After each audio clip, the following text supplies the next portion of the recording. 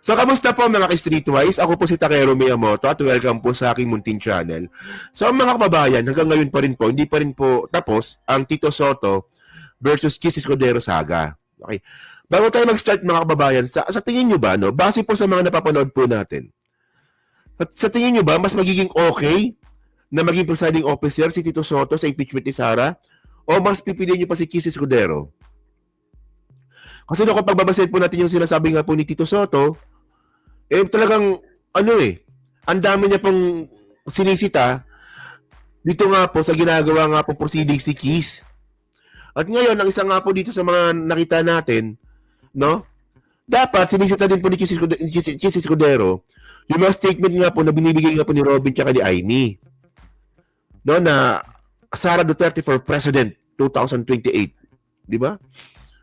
So, mas okay si Soto, no? Hindi, sa tingin ko lang din, mas okay si Soto, no? So, pag-usapan natin yan, no?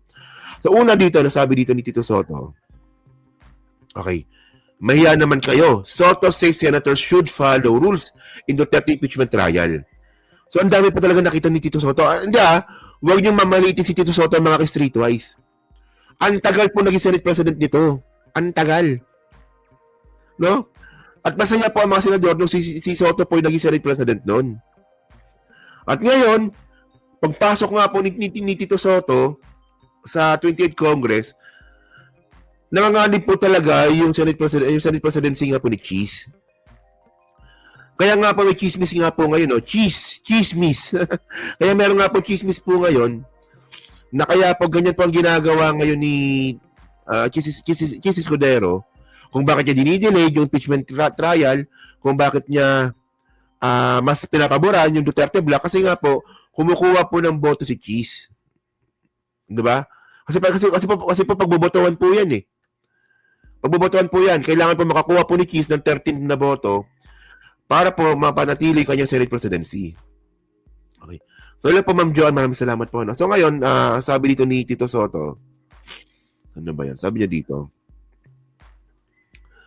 Okay, wait lang Sabi niya dito, ikaw ang nag-impeachment court. Walang motion na entertain galing sa isang judge. He said, di ba? Ikaw ang nag-impeachment court, di ba? Walang motion na entertain galing sa isang judge. Judge siya Ang itsura mo doon, you are acting as a counsel for either the defense or the prosecution. Okay? So, just hours after senators had taken their oaths, the jurors on Tuesday, Senator De La Rosa introduced a motion to dismiss the impeachment case. Di ba? So hindi pala pabor si Tito Soto dun po sa ginawa ni Bato. So, bali ibig sabihin pala, kung si Tito Soto pala yung naging Senate President noon, yung presiding officer, hindi niya pala papayagan yung motion ni Bato. So, hindi po talaga magagawa ni Kiss yun kasi nga po, ang gusto po ni Kiss, makakuha po ng boto from Duterte Black. Hello po kay Mel Buena, maraming salamat po no, sa inyong blessing. Thank you po. No? Okay. So, hello po kay Mel Buena, new subscriber pala siya. Salamat. Okay. Sabi dito, continue natin na sabi dito.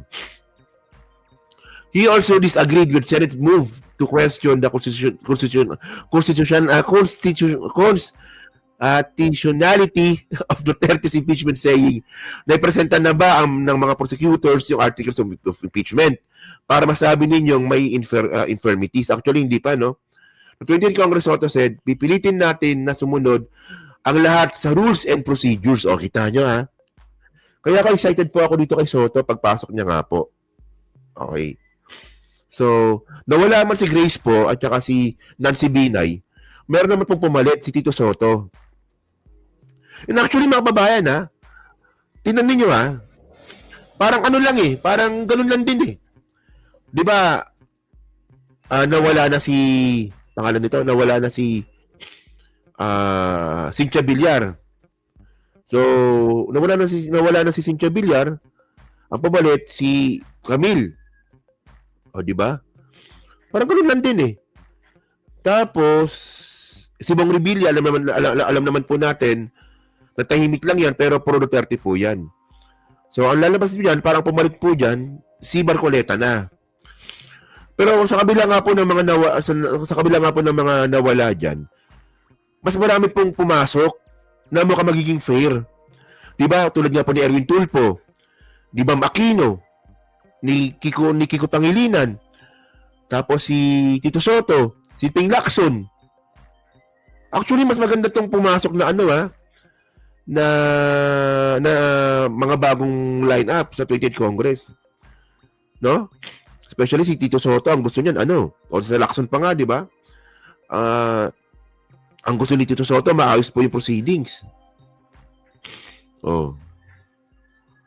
So, para sa akin, mas okay Meron nga lang pumasok na na Camille Villar tsaka Marcoleta.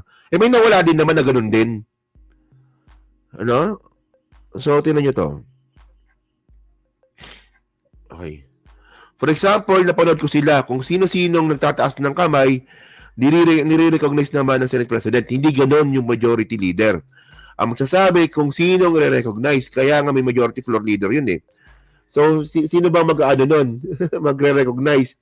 Majority floor leader. Si Tolentino. Isa rin kugukin eh. Pero sa mga hindi sumusunod sa rules saka parliamentary procedures ng Senado ngayon, maya naman kayo, sabi ni Tito Soto. So ako excited po ako sa pagpasok nga po ni Tito Soto sa impeachment trial. Tingnan natin kung anong klaseng bangis ang gagawin niya dito. Okay. Kaya ayaw nila makarating sa 2020 Congress yung impeachment kasi baka may hirapan kaya nga mukha nga. Paano pa kaya kung nanalo pa si Abalos tsaka yung binay na babae na binay na Abby? Di ba? Paano pa kaya? Oh. So ito yung sabi ni Tito Soto. I was not happy with how it was done because I expected that if there was any resolution to be enacted by the Senate, it should be as a legislative body, not as an impeachment court. Because as an impeachment court, there has never been any action of that magnitude in the past two impeachments of which I've been a participant. Laging ang motion ng mga judges is for issues lang for clarification. Ganun lang. Hindi come up with a resolution. Kaya nga, the trial or inquiry. Yeah. Oo nga, sa totoo lang, bakit ganun? Bakit ganun po ginagawa ni Kiss? Kasi kapag judges po kayo, ang gagawin mo lang talaga dito, susunod na kayo sa procedure. Di ba? Mag-o-oath, magbibigay ng magbibigay ng subpoena, and then titinan yung ebidensya, magtatanong, di ba? Magka-cross examination minsan, pero wala magpa-file ng motion. Baka nagkakaroon ng file ng motion tsaka resolution. O nga, sa totoo lang, bakit nga ganun, no? Oh. Sige. Without listening to the defense or listening to the prosecution first. Well, depende. Ako tingin ko, pagka winay mo yung mga different factors and issues, it can cross over into the 20th Congress. O, di ba? Oh. So kayo mga babayan, syempre, no? Alam naman po natin na politika yan eh. Judge na abogado pa. Oo nga.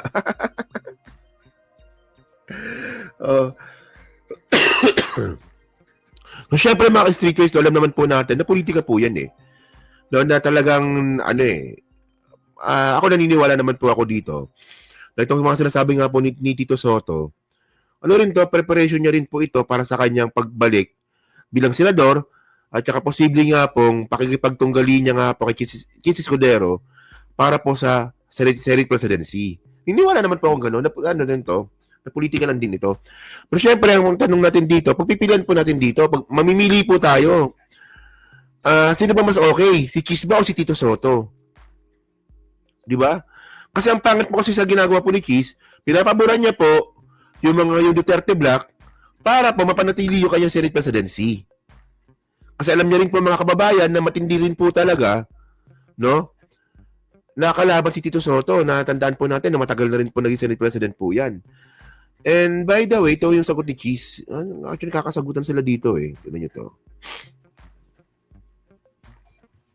Si Senator Soto, parang biniblame kayo sa hold up ng impeachment trial. Wala naman tutukan ng Oo, hold up. tapos dapat daw, on the same day na natanggap yung article of impeachment, nirefer sa Committee on Rules. Alam mo, siguro tulad kayo, hindi ko alam ang ibig sabihin ng bushwhack. Ewan ko kung pinanalas ko ng tama. Binushwhack ko daw ang impeachment. Tinignan ko sa diksyonaryo, ibig sabihin ng bushwhack. Attack by surprise from a hidden place. Inatake ko ba ang impeachment? Hindi. Sinunod ko ang batas. Sorpresa ba? Hindi. Dahil lahat Paano hindi inatake? Hindi niya raw inatake yung impeachment court. Actually, yung pag-delete pa nga lang po, medyo palpak na nga di ba? ng ginagawa ko, sinasabi ko muna bago ko gawin. Pangatlo, mula sa tagong lugar, bahagi ng trabaho ko bilang tagapangulo ng Senado at bahagi ng 19th Congress na pagpasahan ito sang-ayon sa approval o assent ng aming mga kasamahan. Ang mas tanong ko ay, parang kami yata yung binuswak niya. Ako at ang Senado. Tinira kami at kinampihan ang Kongreso imbis na ang institusyon na kinabilangan niya. Kinampihan ang impeachment. Hindi ko alam kung bakit na pinangungunahan ng Kamara at ni Speaker Romualdez. Imbis na galangin ang kasalukuyang Senado, pinili niyang atakihin ang kasalukuyang Senado. Nalalaman ko na mas matanda at mas malawak ang kanyang karanasan, pero hindi naman siguro rason yun para hindi galangin at maliitin ang kasalukuyang Senado. I look forward to welcoming him in the 20th Congress. But in the meantime, allow Congress to decide, and we haven't even decided yet on these matters because I reiterate my earlier position. Naniniwala sa'yo. Hindi kasi mga kababayan, no? Hindi. Honestly. Di ba? Medyo gets ko naman si Cheese. Hindi, honestly, my own opinion, ha? Medyo gets ko naman si Cheese kung bakit niya dinilayed. Medyo gets ko kasi ito, kasi kung kukumpara po natin yung mga ibang impeachment trial, no? Ito sinasabi ko na to no? Na 57th article of impeachment yun kasi. So, kasi simulan siya ng February, baka hanggang ngayon hindi pa rin siya tapos. Sobrang dami nga pa ng reklamo kay Sara. Pero ang point kasi natin dito po kasi, hindi po kasi na-explain ni Cheese ng maayos. Pero hindi naman sabihin yun na ganito O 7 article of impeachment yun. Pati hindi pa natapos namin yan from February hanggang June? Hindi. Pwede nyo sabihin na gano'n yung ang dami niya pasikot-sikot At pangalawa mga kababayan, obvious din po kasi na pinapaboran po talaga ni Cheese yung Duterte Black para po makuha niya yung boto. Nilalaro niya po yan Di ba? Ako naniniwala po ako na malamang isa sa mga reason kung bakit nga po dinidirect po ni Cheese yung impeachment para po makabuelo yung Duterte Black, para po mapaniwala ni Cheese na yan binibigyan ko kayo ng pagkakataon na magsalita. Para po yan sa kanya rin pong ambisyon na mapanatili po yung sa kanyang Senate presidency. Which is parang hindi siya maganda tingnan. Kasi obvious naman po talaga yung pagiging bias Di ba? Obvious naman po talaga yung pagiging bias ni Cheese. Di ba? So yan so thank you So kayo po, ano po sabi nyo nga po dito, So kayo ba, sa tingin nyo ba, mas magiging okay ba si Tito Soto para maging Senate President sa susunod at maging presiding officer sa impeachment trial nga po ni Sara? Yan So yan so pa-comment na po sa baba. Binabasa ko pong lahat yan. Share dyan po sa Team Replay. Pa-like, pa-subscribe. Hindi na makalabisan, pa-share na rin po ng video po na to. Okay? Okay, so thank you mga kababayan. Kita na lang ulit tayo. Baka mamaya ulit na. Baka mag-live tayo mamayang gabi. Okay? So